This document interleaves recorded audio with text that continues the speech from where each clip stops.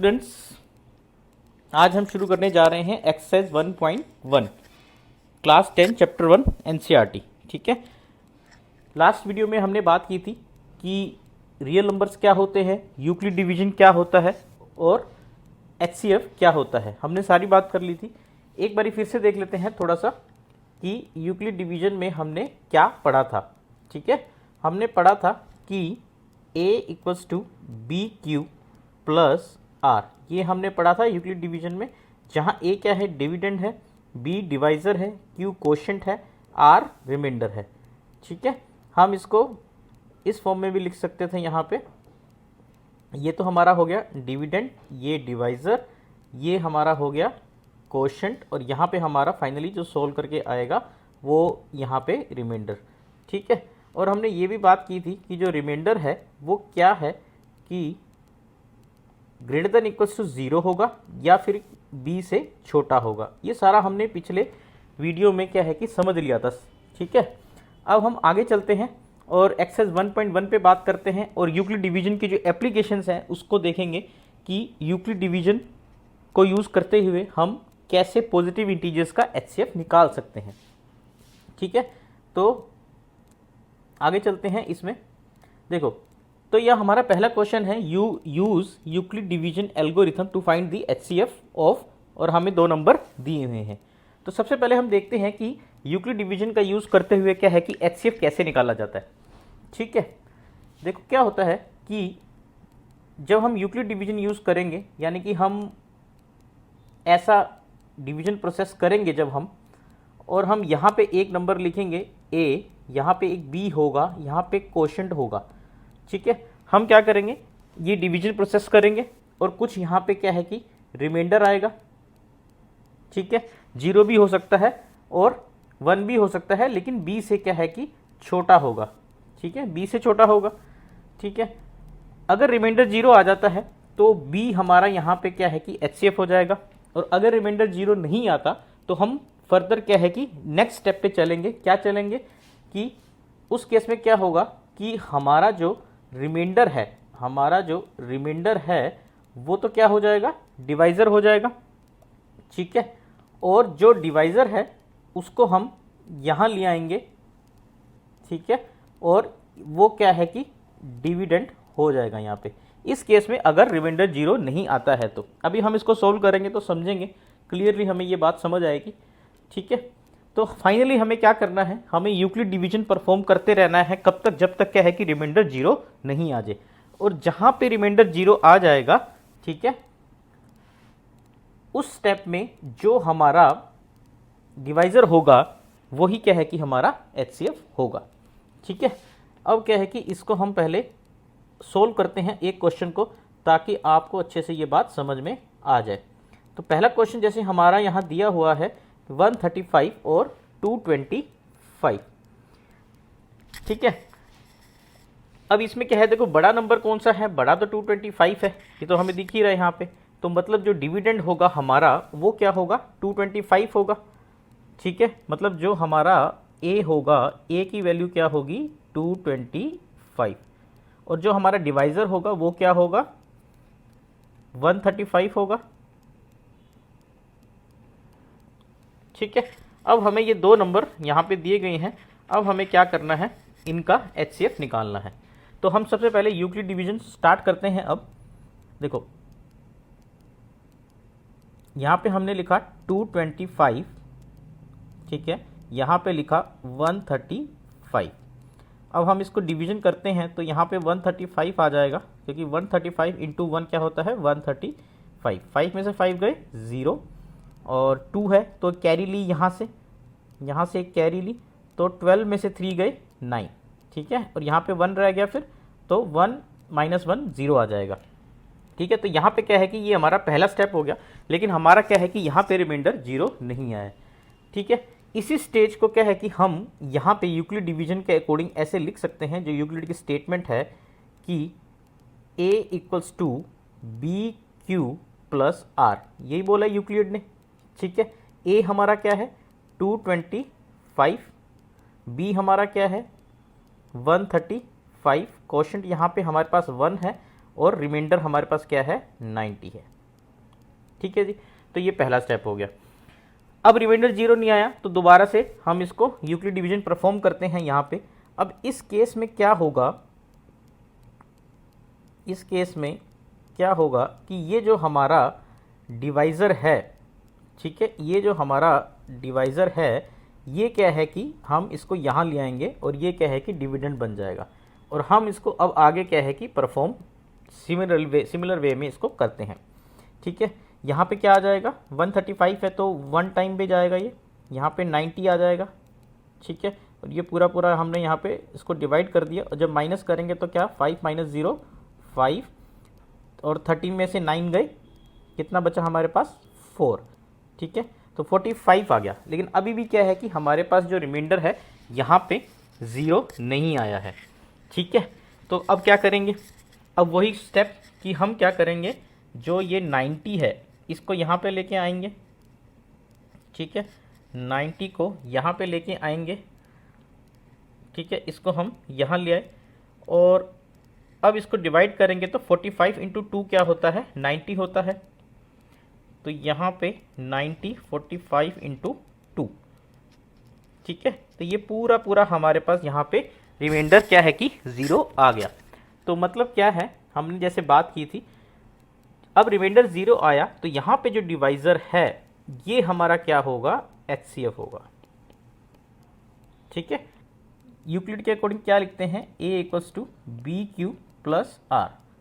First step में हमने क्या किया, हमारे पास डिविडेंड था 225 इक्वल्स टू डिवाइज़र आया हमारे पास 135 इंटू 1 और रिमाइंडर हमारे पास आया 90। फिर सेकंड स्टेप हमने परफॉर्म किया तो हमारा डिविडेंड क्या हो गया 135, यहाँ पे हमारे पास जो डिवाइज़र था वो 90 था। ठीक है, और हमारा क्वोशंट यहाँ पे आया 1 प्लस रिमाइंडर आया 45। फिर नेक्स्ट स्टेप में क्या हुआ 90 जो था वो हमारा डिवाइज़र हो गया, 90 जो था वो डिविडेंड हो गया, 45 डिवाइज़र था हमारा इंटू 2 क्वोशंट प्लस 0। ठीक है, अब क्या है कि यहाँ पे हमारा जो रिमाइंडर है वो क्या है कि 0 आ गया। ठीक है, तो इस केस में क्या होगा, जो हमारा यहाँ पे क्या है कि डिवाइज़र है यानी कि B है वही क्या हो जाएगा HCF हो जाएगा। ठीक है, तो इसमें क्या है कि 135 और 125 का जो HCF है वो क्या होगा, वो 45 होगा। मतलब बड़े से बड़ा नंबर है 45 जो क्या है कि दोनों से डिविजिबल, दोनों को डिवाइड करता है। जैसे 40 एग्जाम्पल के तौर पे देखें तो 45 इंटू 3, मतलब 3 बारी जब इसको मल्टीप्लाई करेंगे तो 135 आ जाएगा हमारे पास, और जब 45 इंटू 5 करेंगे तो हमारे पास कितना आ जाएगा 225। ठीक है, मतलब 135 को 3 से डिवाइड करेंगे तो 45 आ जाएगा, और 225 को 5 से डिवाइड करेंगे तो 45 आ जाएगा। ठीक है, या 135 को 45 से डिवाइड करेंगे तो 3 आ जाएगा, और 225 को 5 से डिवाइड करेंगे तो 45 आ जाएगा। तो ये चीज़ें हमने सारी क्या है कि ध्यान में रखनी है। तो HCF इस तरह से हम कैलकुलेट करना है। हमने क्या करना है, जो रिमाइंडर है उसको क्या है कि हमने 0 करना है, फाइनली इसको यहाँ पे 0 लाना है हमें। जैसे ये 0 आएगा उस टाइम जो डिवाइज़र होगा हमारा वही क्या है कि हमारा HCF होगा। ठीक है, तो ये हमने आपको बता दिया कि किस तरीके से क्या है कि हम यूक्लिड डिवीजन को यूज़ करते हुए हम क्या है कि HCF निकाल सकते हैं दो पॉजिटिव इंटीजर्स का। ठीक है, अब अगला क्वेश्चन देखते हैं इसी में कि नेक्स्ट क्वेश्चन हमारे पास क्या है। देखो नेक्स्ट क्वेश्चन है 196 और 38,220। ठीक है, सिमिलरली इसी तरीके से क्या है कि जैसे हमने पिछला क्वेश्चन किया उसी तरीके से इसको हम सोल्व कर लेते हैं। देखो अब क्या होगा, यहाँ पे ये बड़ा है और ये छोटा है, तो मतलब हमारा डिविडेंड क्या होगा, ये होगा। ठीक है, ये डिविडेंड हो गया, और यहाँ पे हमारा क्या है कि ये क्या हो गया, डिवाइज़र हो गया। ठीक है, तो हम यहाँ पे इसको पहले सोल्व करते हैं। यहाँ पे आया 38,220 और यहाँ पे 196। ठीक है, अब 196 और यहाँ पे 382 है, तो यहाँ पे अगर 196 को 2 बारी हम मल्टीप्लाई करेंगे तो लगभग 400 के आसपास आएगा, है ना। 400 में से 4 - 4 तो 392 आएगा, लेकिन यहाँ पे 382 है, तो ये यहाँ पे 1 क्वोशंट और यहाँ पे हम लिख देंगे 196। ठीक है, अब इसको माइनस करते हैं, तो 12 में से 6 गए 6, फिर यहाँ पे 7 रह गया और यहाँ से एक कैरी ली, तो 17 में से 9 गए, क्या आया हमारे पास 8, और यहाँ पे 2 रह गया, 2 में से 1 गए 1। ठीक है, तो हमारे पास क्या आया, यहाँ पे जो रिमाइंडर है वो आया 186। ठीक है, अब हम क्या करते हैं, इस 2 को हम नीचे ले आते हैं। ठीक है, तो 1862। ठीक है, अब देखो अगर 196 को 10 से मल्टीप्लाई करेंगे तो 1960 आएगा और ये 1862 है। ठीक है, तो मतलब लगभग क्या है कि अगर 196 को हम सपोज करो 9 से मल्टीप्लाई कर लेते हैं, 9 6 ज़ा 54, 9 9 ज़ा 81 और 5 86, 8 और 9 1 ज़ा 9 और 8 70। ठीक है, तो मतलब क्या है कि 1764 9 टाइम्स जाएगा ये 1764। अब इसको माइनस करें तो 12 में से 4 गए 8। ठीक है, मतलब कैरी, और यहाँ पे क्या 5 रह गया, हमारे पास कैरी ली थी, तो 15 में से 6 गए 9। अब यहाँ पे 7 रह गया था क्योंकि कैरी ली थी, तो 7 में से 7 0। ठीक है, और 1 में से 1 गई तो 0, तो 98 आ गया हमारे पास यहाँ पे। ठीक है, अब हमने क्या करना है, अब हमारे पास 0 है, तो 0 को हम क्या है नीचे ले लेते हैं, इस 0 को हम यहाँ पे आएगा। ठीक है, तो 980। अब 980 कब आता है वो देखते हैं, तो देखिए अगर ट्राई करें, जैसे हमने कहा था कि 196 को अगर सपोज 5 से डिवाइड कर ले, ठीक है, तो 6 5 ज़ा 30, 9 5 ज़ा 45, 48, 5 1 ज़ा 5 और 4 9, तो 980 आ गया। ठीक है, तो मतलब 5 टाइम्स जा रहा है, तो इसमें तो क्या हुआ, रिमाइंडर 0 आ गया हमारे पास पहले ही स्टेप में। अभी हमने नेक्स्ट स्टेप तो परफॉर्म किया ही नहीं था, 38,220 को पूरा डिविजिबल किया और ये पूरा डिविजिबल हो गया 196 से, और 195 हमारे पास क्या है यहाँ पे रिमाइंडर, 195 क्या है हमारे पास यहाँ पे क्वोशंट आ गया। ठीक है, अब इसी को क्या है कि हम यूक्लिड के अकॉर्डिंग लिखते हैं, यहाँ पे a equals to b q plus r. ठीक है, a हमारा क्या है 38,220 इक्वल्स टू b हमारा मतलब डिवाइज़र 196, क्वोशंट क्या है 195 और रिमाइंडर हमारा यहाँ पे 0 आ गया। ठीक है जी, तो क्या है पहले ही स्टेप में हमारा पास क्या है कि हमें HCF मिल गया अपना। HCF क्या होगा, यही HCF हो जाएगा, क्योंकि हमने बात की थी कि जहाँ पे रिमाइंडर 0 आएगा उस टाइम जो डिवाइज़र रहेगा वही क्या है कि HCF होएगा। ठीक है, तो यहाँ पे HCF हमारा कितना आ गया 196। ठीक है, तो ये हमारा सॉल्यूशन हो गया इस क्वेश्चन का। ठीक है, अगले क्वेश्चन पे चलते हैं अब कि अगला क्वेश्चन क्या है। अगला क्वेश्चन है 867 एंड 255। ठीक है, तो कुछ नहीं करना, आसान है, वैसे ही करना है। ठीक है, 255 हमारा क्या हो जाएगा डिवाइज़र हो जाएगा, 867 क्या हो जाएगा डिविडेंड हो जाएगा। तो इसको हम यहाँ पे लिखते हैं 867 255।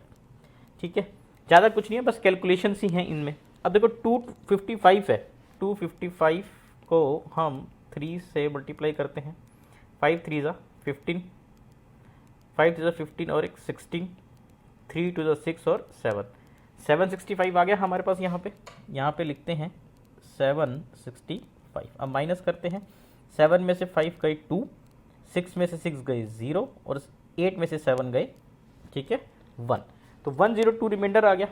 लेकिन क्या है कि ये रिमाइंडर हमारे पास यहाँ पे 0 तो नहीं आया, तो मतलब हमें क्या है एक स्टेप और करना पड़ेगा यूक्लिड का।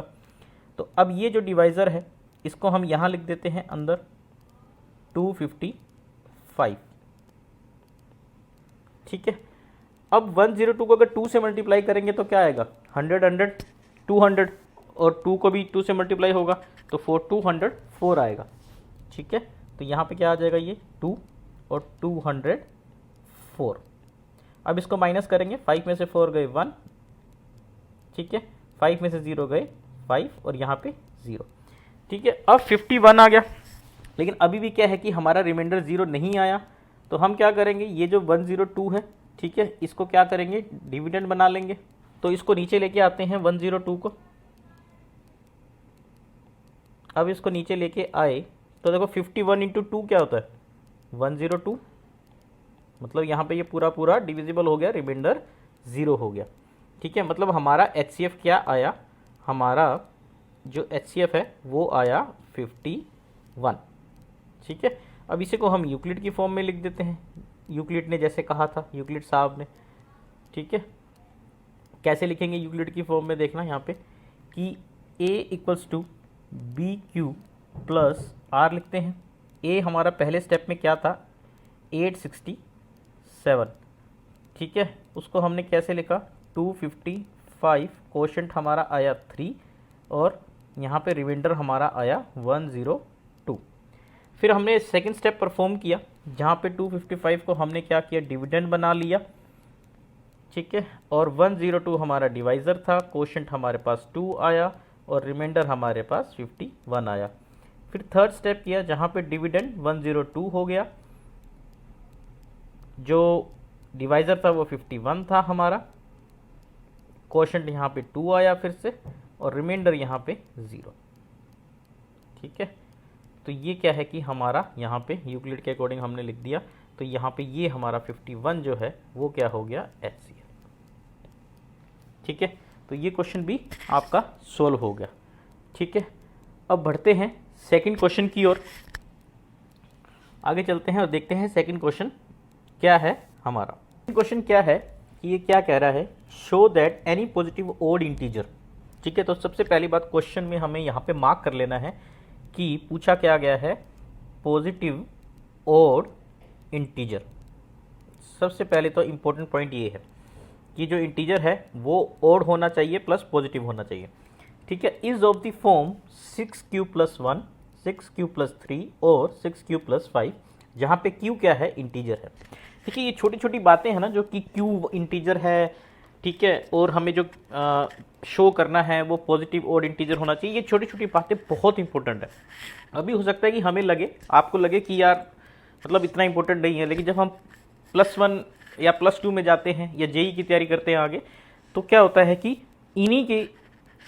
इन्हीं फैक्ट्स के बेस पे क्या है कि हमारे कई बार क्या है कि आंसर्स आ जाते हैं और ऑप्शंस भी एलिमिनेट करने में हमें क्या है कि हेल्प मिल जाती है, कि अगर हमें पता लग जाए कि जो नंबर है वो इंटीजर है या नॉन इंटीजर है, नेगेटिव है, पॉजिटिव है, ओड है, इवन है, काफ़ी इंपॉर्टेंट चीज़ है। इसलिए क्या है कि इन चीज़ों पे स्पेशल ध्यान देना है हमें। ठीक है, तो अब देखो यहाँ पे क्वेश्चन क्या कह रहा है कि कोई पॉजिटिव ओड इंटीजर है। ठीक है, क्वेश्चन पहले समझते हैं कि क्या कह रहा है। क्वेश्चन ये कह रहा है यहाँ पे कोई पॉजिटिव ओड इंटीजर है। ठीक है, वो किस फॉर्म का है, 6q + 1 होगा या तो, ठीक है, या फिर 6q + 2 होगा, सॉरी 6q + 3 होगा, ठीक है, या 6q + 5 होगा। ठीक है, ये जो है ये क्वेश्चन है हमारा, ये पूछा गया है। ठीक है, ये कहा है हमें कि इस चीज़ को हमें प्रूव करना है। ठीक है, तो क्वेश्चन पहले समझ में आ गया हमें कि पॉजिटिव ओड इंटीजर है वो क्या होगा, या तो 6q + 1 के फॉर्म का होगा, ठीक है, 6q + 3 की फॉर्म का होगा, 6q + 5 की फॉर्म का होगा। देखो इसका एक मीनिंग और है कि अगर हम यहाँ से देखें जो हमें यूक्लिड ने बताया, या फिर नॉर्मल डिवीजन मेथड में भी हम उस चीज़ को ऐसे ही लिखते हैं कि a = bq + r। ठीक है, पहले क्वेश्चन को समझते हैं फिर हम इसका सॉल्यूशन शुरू करेंगे। ए तो क्या है कि डिविडेंड होता है, तो डिविडेंड किसके इक्वल होगा, divisor into quotient plus remainder, इसी के तो इक्वल होगा। हम नॉर्मल डिवीजन मेथड में भी देखते हैं तो यही होता है कि ये जो डिविडेंड है और ये क्या है कि डिवाइजर है। ठीक है, तो ये किसके इक्वल होगा, this into quotient plus remainder, है ना, इसमें रिमाइंडर जोड़ देते हैं और ये हमारे पास क्या है कि डिविडेंड आ जाता है। नॉर्मल में तो हम यही देखते हैं। ठीक है, तो इसलिए हम इस फॉर्म को क्या है कि ऐसे लिख सकते हैं, a = bq + r। अब हमें जो प्रूव करना है, इसमें अगर हम ध्यान से देखें तो जो देखो यहाँ पे ये जो चीज़ हमें दिखाई दे रही है, ये जो चीज़ हमें दिखाई दे रही है, इसमें हमें क्लियरली पता लग रहा है q तो लिखा ही हुआ है और हम लिखते हैं bq, तो मतलब जो b है वो तो हमारा क्या है 6 है। ये बात तो हमें क्लियरली क्वेश्चन से पता लग रही है, ठीक है। और जो रिमाइंडर है वो अलग अलग केसेस में क्या आ रहा है, 1 आ रहा है, ठीक है, 3 आ रहा है, 5 आ रहा है, ठीक है, अलग अलग केसेस हैं ये, ठीक है। तो इस पे हम अब बात करेंगे, सॉरी ये हमने यहाँ पे 6 होगा, ठीक है। तो अलग अलग केसेस की हम यहाँ पे बात करेंगे। तो अब शुरू करते हैं हम क्वेश्चन का सॉल्यूशन। तो सबसे पहले हमने क्वेश्चन समझ लिया कि हमें प्रूव क्या करना है, ठीक है। प्रूव क्या करना है कि कोई पॉजिटिव ऑड इंटीजर है, ठीक है, अगर उसको 6 से डिवाइड करेंगे हम, ठीक है, 6 क्या है यहाँ पे डिवाइजर हो गया, तो 6 से अगर हम उसको डिवाइड करेंगे तो हमारे पास एक क्वोशंट आएगा, ठीक है। जैसे यहाँ से देखो इसका, ये पॉजिटिव ऑड इंटीजर है, यहाँ पे पॉजिटिव इंटीजर है जो कि ऑड है, ठीक है। इसको 6 से डिवाइड करेंगे तो कुछ क्वोशंट आएगा जो q होगा प्लस रिमाइंडर। अब रिमाइंडर क्या आ रहा है, या तो 1 आएगा या 3 आएगा या 5 आएगा, अलग अलग केसेस में ये 3 रिमाइंडर हमें देखने को मिलेंगे। तो ये क्या है कि ये हमें प्रूव करना है, ठीक है। अब हम इसका सॉल्यूशन देखते हैं। सबसे पहली बात हमने यहाँ पे बात कर ली थी कि क्वेश्चन के अकॉर्डिंग, यहाँ पे लिख देते हैं अकॉर्डिंग टू क्वेश्चन, जो हमारा b है वो 6 है, ठीक है। अब यूक्लिड डिवीजन के अकॉर्डिंग क्या है, यूक्लिड डिवीजन के अकॉर्डिंग हम लिखते हैं a equals to b q plus r, जहाँ पे जो r है वो लेस देन b और ग्रेटर देन इक्वल्स टू 0 है। अब b क्या है हमारा 6 है, तो इसको ऐसे लिख सकते हैं a equals to 6q plus r, जहाँ पे r जो है ग्रेटर देन इक्वल्स टू 0 और लेस देन 6 है। तो इसका क्या मतलब हो गया कि r की जो वैल्यूज़ होंगी वो हमारे पास 0, 1, 2, 3, 4, 5, ठीक है। ये अलाउड वैल्यूज़ आ गई हमारे पास r की, ठीक है। ये बात क्लियर है क्योंकि r क्या होगा, b से छोटा होगा, ठीक है, और ग्रेटर देन इक्वल्स टू 0 होगा, ठीक है। अब क्या करते हैं हम r की अलग अलग वैल्यूज़ रखते हैं इसमें, ठीक है। इसी क्वेश्चन में हम वैल्यूज़ रखते हैं, ठीक है। तो यहाँ पे हम लिख सकते हैं सब्सटीट्यूटिंग r इक्वल्स टू 0, 1, 2, 3, 4 और 5, ठीक है। जब हम इसको सब्सटीट्यूट करेंगे तो देखो, जब हम 0 रखेंगे तो a इक्वल्स टू क्या हो जाएगा, 6q हो जाएगा। जब हम 1 रखेंगे तो a equals to 6q plus 1 हो जाएगा, ठीक है। इसी तरीके से क्या होगा, a equals to 6q plus 2, a equals to 6q plus 3 और a equals to 6q plus 4, ठीक है, और a equals to 6q plus 5, ठीक है। ये हमारे पास सारी a की वैल्यूज़ आ जाएंगी जब हम r को क्या है कि 0, 1, 2, 3, 4, 5 रखेंगे, ठीक है जी। अब एक चीज़ देखना कि जो हमारा 6 है, 6 को हम कैसे लिखते हैं, 2 इंटू 3, ये बात क्लियर है। 6 को हम कैसे लिख सकते हैं, 2 इंटू 3। इसका क्या मतलब है कि अगर हम किसी भी नंबर को 6 से मल्टीप्लाई करेंगे तो वो बेसिकली क्या है कि 2 से मल्टीप्लाई होगा, ठीक है। और किसी भी नंबर को अगर 2 से मल्टीप्लाई करें तो वो नंबर क्या है, इवन हो जाता है। जैसे 3 है, ठीक है, 3 इंटू 3 9 होगा, ठीक है। लेकिन अगर 3 को 2 से मल्टीप्लाई कर दे तो क्या हो जाएगा, 6 हो जाएगा, जो कि इवन नंबर है। 9 को 2 से मल्टीप्लाई कर दे तो क्या हो जाएगा, 18 हो जाएगा, इवन नंबर है, ठीक है। तो मतलब क्या है कि किसी भी नंबर को अगर हम 6 से मल्टीप्लाई करेंगे तो वो भी इवन ही आएगा। जैसे 6 इंटू 3 18, 6 इंटू 4 24, ठीक है। कोई भी नंबर ले लो आप, उसको 6 से मल्टीप्लाई करो, ठीक है, वो क्या है कि हमेशा इवन ही आएगा, ठीक है। तो इससे हमें एक चीज़ तो क्लियर होगी कि ये जो है, ये जो क्वांटिटी है ये क्या है, इवन आएगी, ठीक है, इवन आएगी ये क्वांटिटी। फिर क्या है कि अब यहाँ पे देखो 6q प्लस 1, मतलब 6q तो इवन है, ठीक है। इवन में हम एक जोड़ रहे हैं तो क्या होगा, ये क्वांटिटी क्या आएगी, ओड आएगी, ठीक है। मतलब यहाँ पे a क्या हो जाएगा, ओड हो जाएगा, और इस केस में a क्या हो जाएगा, इवन हो जाएगा। इस केस में देखें तो इवन प्लस इवन, तो मतलब ये भी इवन आएगा, इस केस में देखिए इवन प्लस ओड ओड आएगा, इस केस में देखें इवन प्लस इवन इवन आएगा, और इस केस में देखें तो इवन प्लस ओड ओड आएगा। ठीक है, ये सारी हमने कहानी देख ली। अब ए की वैल्यूज़ हमारे पास ओड भी आ रही है और इवन भी आ रही है, लेकिन इसमें क्या कहानी है कि हमने देखो सबसे पहले अभी मैंने बात की थी कि पॉजिटिव ओड इंटीजर। ठीक है, तो ए क्या है, हमने एज्यूम क्या किया था कि ए है कोई पॉजिटिव ओड इंटीजर, ये हमने पहले ही एज्यूम किया था। ठीक है, तो ए इवन तो हो ही नहीं सकता, तो मतलब ये केस गलत हो गया, ये केस भी कट गया, ये केस भी कट गया। ठीक है, तो मतलब 3 केस रह गए, 1 2 3। ठीक है, मतलब यही 3 केस वैलिड है हमारे पास आर की वैल्यूज़ के लिए। तो मतलब आर की वैल्यूज़ क्या हो सकती हैं? ठीक है, आर की वैल्यूज़ जो ए के लिए आर की वैल्यूज़ क्या वैलिड होंगी हमारे पास 6 क्यूब, या तो ए 6 क्यूब प्लस 1 ये हो सकता है बिल्कुल, क्योंकि ए तो पॉजिटिव ऑड इंटीजर है। ए 6 क्यूब प्लस 3 भी हो सकता है, और ए 6 क्यूब प्लस 5 भी हो सकता है। ठीक है, यही तो, और यही तो प्रूव करना था, यही ए की 3 वैल्यूज़ हैं। ठीक है, यही तो प्रूव करना था हमें। ठीक है, तो ये हमने इस तरीके से प्रूव कर दिया। ठीक है, अब एक चीज़ और देखते हैं। ठीक है, अब इसको एक अलग मेथड से, दूसरे मेथड से हम इसको और थोड़ा सा समझने की कोशिश करते हैं इसी क्वेश्चन को, कि जब हम पॉजिटिव ओड इंटीजर्स को क्या है कि हम डिवाइड कर रहे हैं 6 से। ठीक है, तो रिमाइंडर 1 3 5, फिर से 1 3 5, और फिर से यहाँ पे 1, और अगर जब हम 15 17 को डिवाइड करेंगे तो हमारे पास फिर 3 और 5 ही रिमाइंडर आएगा। तो एक साइकिल शुरू हो गया, 1 3 5 1 3 5 1 3 5। ठीक है, तो इस तरीके से भी हम इस क्वेश्चन को दिखा सकते हैं।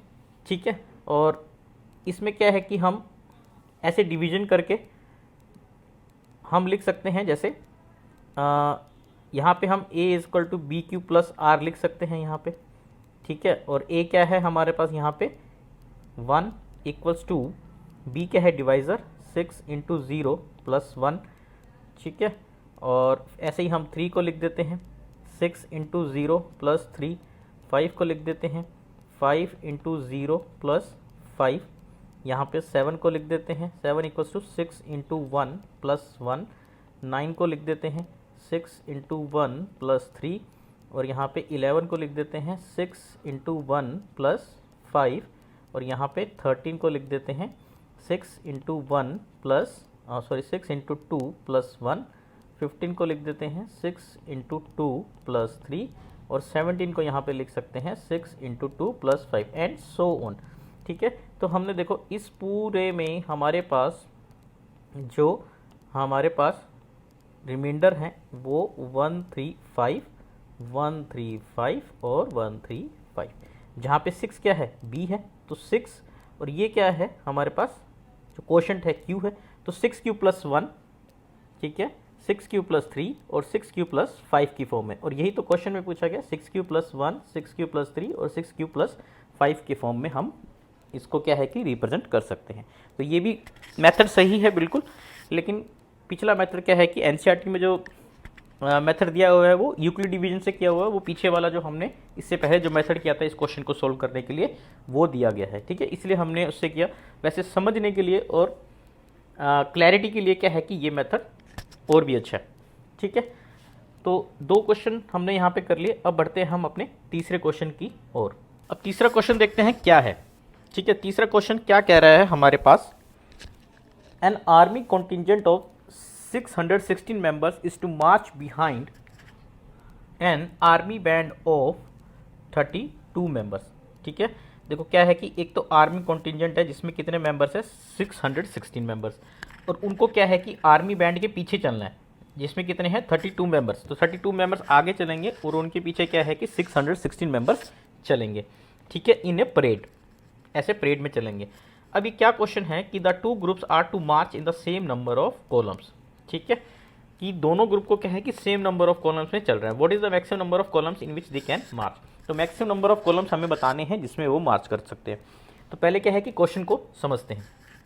यहाँ पे एक रो है ये, ठीक है, ये एक रो है, ये एक रो है, ऐसी कुछ रोज हैं जिसमें क्या है कि 32 मेंबर्स जो हैं वो चल रहे हैं, ठीक है। और इसमें ऐसे कुछ कॉलम होंगे, मतलब एक ऐसे लाइन में होंगे ये लोग, ठीक है। आपने कभी जैसे दिल्ली रिपब्लिक डे पे दिल्ली में परेड होती है, ठीक है, वो बहुत शानदार होती है, और उसमें ऐसे ही देखने को मिलता है कि बहुत सारे लोग होते हैं और आगे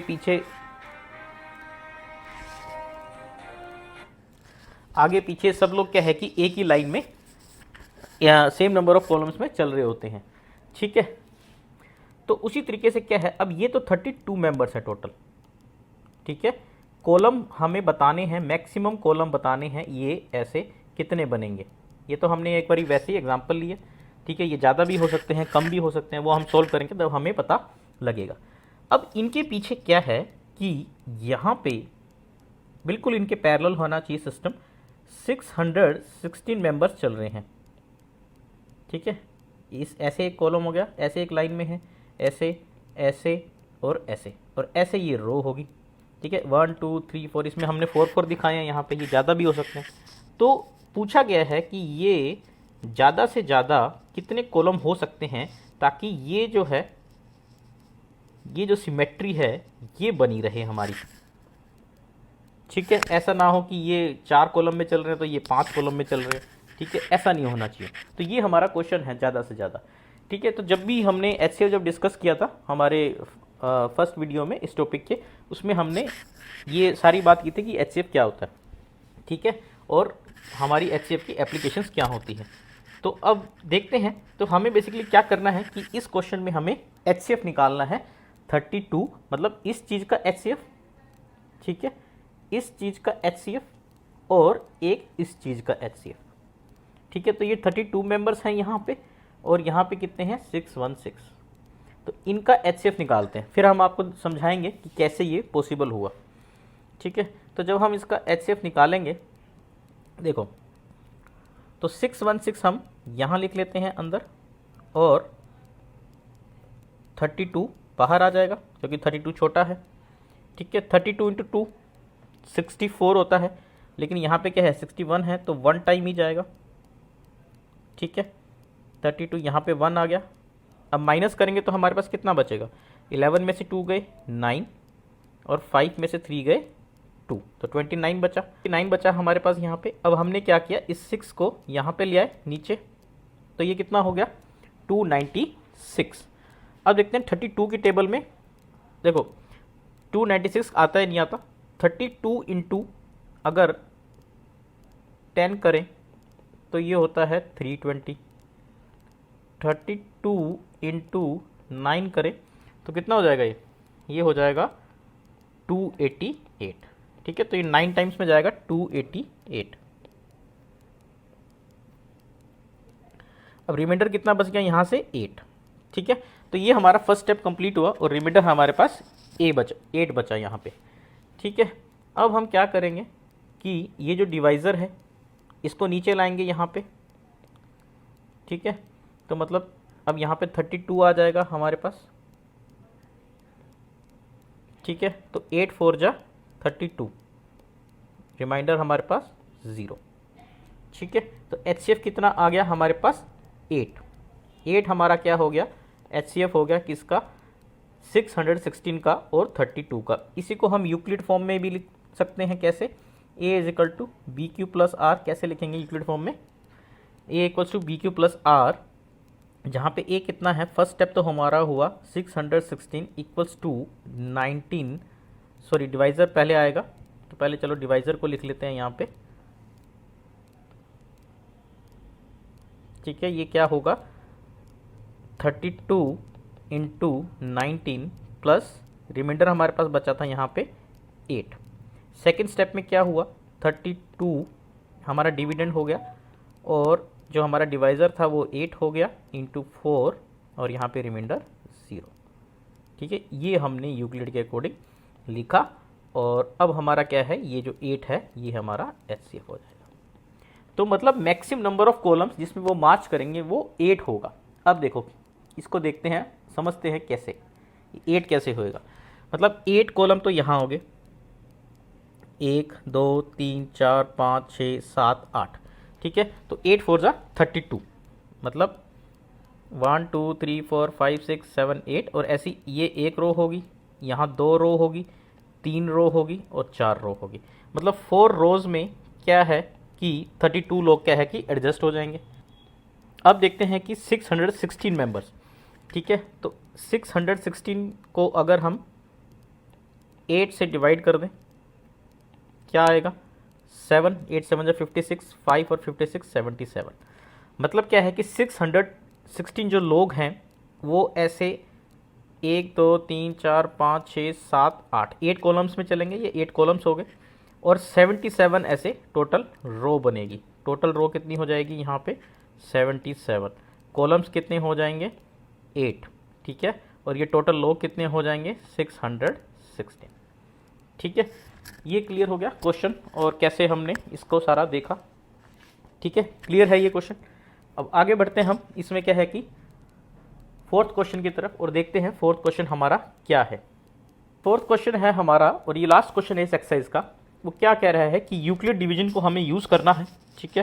क्वेश्चन में पहले ही बोल दिया यूक्लिड डिवीजन को यूज़ करना है और हमें क्या बताना है कि square of any positive integer. अब देखो यहाँ पे कोई भी पॉजिटिव इंटीजर हो, जब हमने सेकंड क्वेश्चन किया था वहाँ पे तो ओड इंटीजर लिखा हुआ था, लेकिन यहाँ पे इसने कहा है कि कोई भी पॉजिटिव इंटीजर हो, चाहे वो ओड हो या इवन हो, वो किस फॉर्म का होगा 3m और 3m+1, जहाँ पे m क्या है कि कोई इंटीजर है, ठीक है। क्वेश्चन तो हमें समझ आ गया कि क्वेश्चन क्या है। जैसे हमने सेकंड क्वेश्चन में देखा था कि कोई पॉजिटिव इंटीजर है, ठीक है, इसका हम स्क्वायर करेंगे तो वो किस फॉर्म का होगा, या तो 3m होगा या क्या है कि 3m+1 होगा, ठीक है।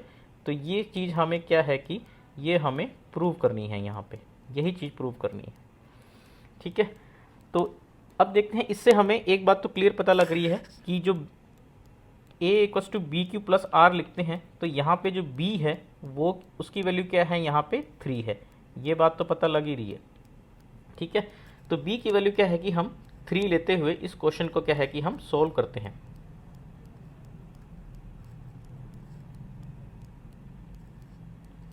देखिए अकॉर्डिंग टू क्वेश्चन जो है, ठीक है, b क्या होगा 3 होगा, ठीक है। और अकॉर्डिंग टू यूक्लिड जो एल्गोरिदम है डिवीजन का, उसके अकॉर्डिंग क्या होगा a = bq+r, जहाँ पे r > 0 और b, ठीक है। अब क्या है कि सब्स्टिट्यूट करते हैं b = 3, ठीक है। सब्स्टिट्यूट करने पर क्या होगा a = 3q+r और यहाँ भी b की वैल्यू सब्स्टिट्यूट कर देते हैं 3, ठीक है। तो मतलब r की जो पॉसिबल वैल्यूज़ हैं वो क्या होगी 0 1 और 2, ठीक है। ये बात तो हमें यहाँ पे क्लियर है कि r की इन वैल्यूज़ के लिए, अब वो क्वेश्चन क्या हो गया कि r की इन वैल्यूज़ के लिए 0 1 2 के लिए जो स्क्वायर है किसी भी पॉजिटिव ऑड इंटीजर का, वो क्या है कि 3m या 3m+1 की फॉर्म में होना चाहिए, ठीक है। तो हम r की वैल्यूज़ रखते हैं, r की वैल्यूज़ 0 रखेंगे, फिर 1 रखेंगे, फिर 2 रखेंगे, ठीक है। इसको थोड़ा सा साफ़ कर देते हैं एक बार यहाँ पे, फिर आगे बढ़ते हैं। केस 1 लेते हैं पहले, केस फर्स्ट में क्या है कि a = 3q, ठीक है, +0, ठीक है। r हमने क्या लिया था 0 1 और 2, ठीक है। तो अब क्या है कि हमें क्या कहा गया है कि हमें स्क्वायर करना है, तो इसको तो हम 3q लिख सकते हैं, a = 3q। Squaring both sides, यहाँ पे हम लिखते हैं स्क्वायरिंग, क्योंकि हमें अब स्क्वायर क्यों कर रहे हैं, क्योंकि हमें कहा गया है क्वेश्चन में square of any positive integer. तो स्क्वायरिंग बोथ साइड्स हमें क्या मिलता है a² = 9q², ठीक है। a² = 9q² आ गया। अब इसी चीज़ को हम कैसे लिख सकते हैं देखना, क्योंकि हमें क्या है कि क्वेश्चन में 3m प्रूव करना है या तो 3m+1 प्रूव करना है, ठीक है। अब हमें प्रूव करने के लिए दिया तो बात तो सही है, ये बात तो क्लियर है, ठीक है। हमें शो करना है ये कैसे होगा। तो देखो यहाँ पे हम 3m बना सकते हैं किसी तरीके से, है ना। देखते हैं कैसे बनाते हैं। तो स्क्वायर ऑफ पॉजिटिव इंटीजर मतलब ए स्क्वायर इक्वल्स टू, ठीक है। अगर बाहर हम लिख लें 3 और अंदर लिख दें 3q स्क्वायर, ठीक है। ऐसा ही हमसे कहा गया कहने को कि m के बाहर 3 है, ठीक है। अब q क्योंकि इंटीजर है तो इंटीजर का स्क्वायर क्या होगा, वो भी इंटीजर होगा, और इंटीजर को अगर 3 से मल्टीप्लाई कर दें तो वो भी इंटीजर होगा।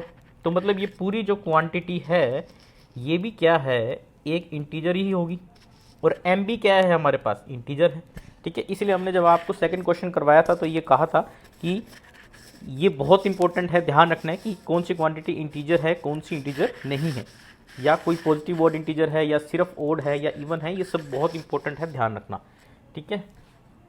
तभी क्वेश्चन अच्छे से हो पाएगा, ठीक है। तो ये क्वांटिटी भी एक इंटीजर होगी और m भी एक इंटीजर है, तो इसको हम लिख सकते हैं m पूरे को। तो यहाँ पे हमने क्या लिख दिया फिर, ठीक है। इसलिए क्या हो गया, ए स्क्वायर इक्वल्स टू 3m, ठीक है। एक केस तो हमने प्रूव कर दिया r इक्वल्स टू 0 के लिए, ठीक है।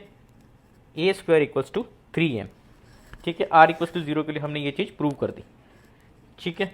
अब हम क्या करते हैं, अगला केस चलते हैं, ठीक है। नेक्स्ट केस पे हम बात करते हैं। देखो अब क्या है, केस 2, ठीक है। केस 2 क्या है, जब r इक्वल्स टू 1 होगा तो a equals to 3q plus 1 हो जाएगा, ठीक है। ये हमारा केस 2 होगा। तो अब देखते हैं स्क्वायरिंग बोथ साइड्स, ठीक है। दोनों साइड हम स्क्वायरिंग करते हैं तो क्या होगा, A square equals to 3q plus 1 का होल स्क्वायर, ठीक है। तो यहाँ पे क्या आएगा, ये A square equals to 9q square plus 6q plus 1, ठीक है। ये आ जाएगा सोल्व करके हमारे पास, ठीक है। अब देखो यहाँ पे प्लस 1 आ रहा है, ठीक है। यहाँ पे हमारे पास क्या आ गया, प्लस 1 आ गया, और यहाँ पे भी हमारे पास प्लस 1 है। तो मतलब लगभग क्या है कि ये 3m प्लस 1 की फॉर्म में तो आएगा, ये बात तो क्लियर है, ये वाला केस, ठीक है। अब हम इसे कैसे लाना है वो चीज़ हमें देखनी है, 3m प्लस 1 की फॉर्म में लाना है इसको। तो देखो इसी ए स्क्वायर को हम, ठीक है, 3m प्लस 1 की फॉर्म में लाना है तो मतलब 3 को कॉमन निकालना पड़ेगा, ठीक है। तो यहाँ पे 3 कॉमन निकाल लेते हैं।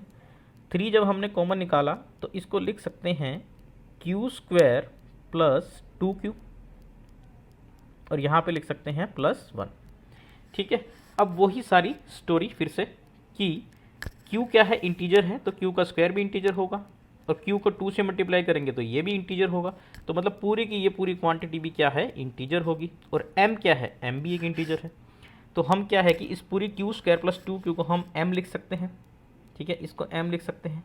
तो जब हम इसको m लिखेंगे तो ये क्या किस चीज़ के बराबर हो जाएगा, a square equals to 3m plus 1,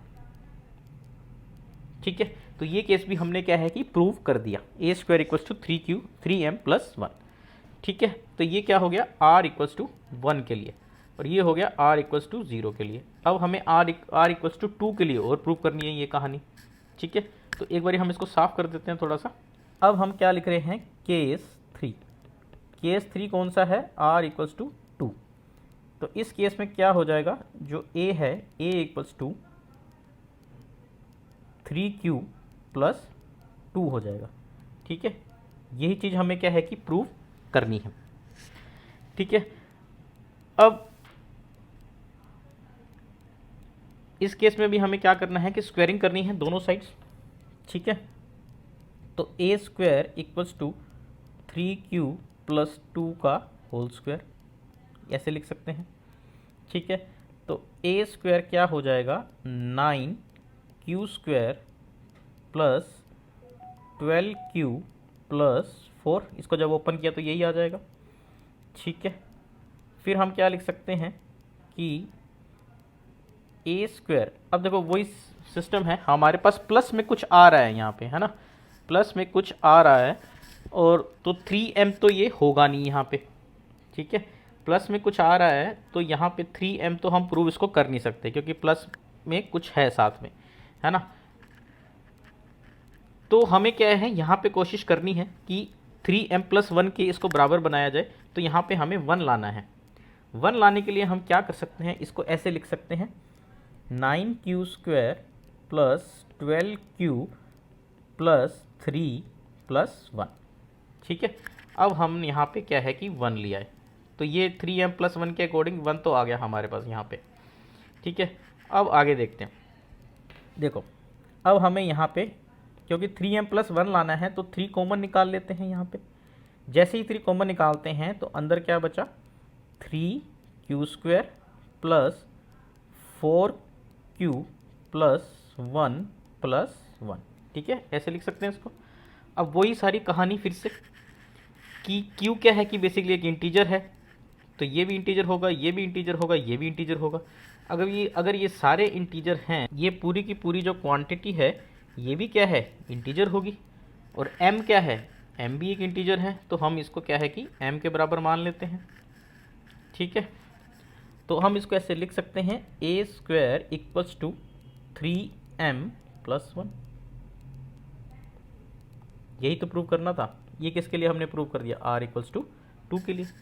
तो तीनों केसेस के लिए क्या है कि हमने प्रूव कर दिया। ठीक है, पहले केस में हमने क्या कहा था कि फर्स्ट केस में a² = 3m जब r = 0 हुआ, और a² = 3m+1 जब r = 1,2 हुआ। ठीक है, अब इसको तो ये तो हो गया हमारा कंप्लीट सॉल्यूशन। ठीक है, एग्जाम पॉइंट ऑफ व्यू से भी सारा सॉल्यूशन ऐसे किया जा सकता है। अब थोड़ा सा इसको समझते हैं कि कोई भी हम पॉजिटिव ऑड इंटीजर ले लेते हैं। ठीक है, कोई भी अगर हम पॉजिटिव ऑड इंटीजर लें, ठीक है, सपोज हम 7 ले लेते हैं। 7 का स्क्वायर क्या होगा, 49। अब 49 को अगर हम 3 से डिवाइड करें, क्योंकि हमारा डिवाइज़र क्या है, 3 है। ठीक है, तो इसको हम कैसे लिख सकते हैं, या इसको यूक्लिड की फॉर्म में लिखें। 3 से डिवाइड करेंगे तो कितना आएगा, 30, 40, 16 आएगा ना। 16 × 3 + 1। ठीक है, ये 48 हो जाएगा, ये 149 हो जाएगा। ठीक है, तो मतलब ये क्या हो गया, m हो गया। ठीक है, ये 3 हमारे पास है ही, और ये 3m+1 की फॉर्म में हमने इसको रिप्रेजेंट कर दिया। अब सपोज लो हम कोई पॉजिटिव इंटीजर ले लेते हैं 5। 5 का स्क्वायर कितना होगा, 25। 25 को जब हम 3 से डिवाइड करेंगे तो क्या बनेगा, 8 × 3 + 1। ठीक है, तो ये भी क्या हो गया, 3m+1 की फॉर्म में हो गया। ठीक है, अब हम क्या करते हैं, कोई ऐसा नंबर लेते हैं, जैसे सपोज किया हमने 3 ले लिया। 3 का स्क्वायर क्या होएगा, 9। 9 को जब हम 3 से डिवाइड करेंगे तो क्या हमारे पास, 3 × 3 + 0। ठीक है, तो यहाँ पे क्या आएगा हमारे पास, ये 3m के इक्वल हो गया। ठीक है, तो ये सारा क्या है कि समझने के लिए हमें आपको सारा कुछ बताया है कि कैसे ये चीज़ें हैं। इसका मतलब है कि अगर किसी भी पॉजिटिव इंटीजर का हम स्क्वायर करते हैं और उसको 3 से डिवाइड करते हैं तो हमारे पास जो रिजल्ट है वो या तो 3m की फॉर्म में आएगा या 3m+1 की फॉर्म में आएगा। ठीक है, तो यहाँ पे हमारी कंप्लीट होती है एक्सरसाइज 1.1। आगे हम नेक्स्ट वीडियो में हम शुरू करेंगे हमारा अगला इसी चैप्टर का अगला टॉपिक। तब तक के लिए आप रिवाइज करते रहिए, पढ़ते रहिए। ठीक है, तो थैंक यू।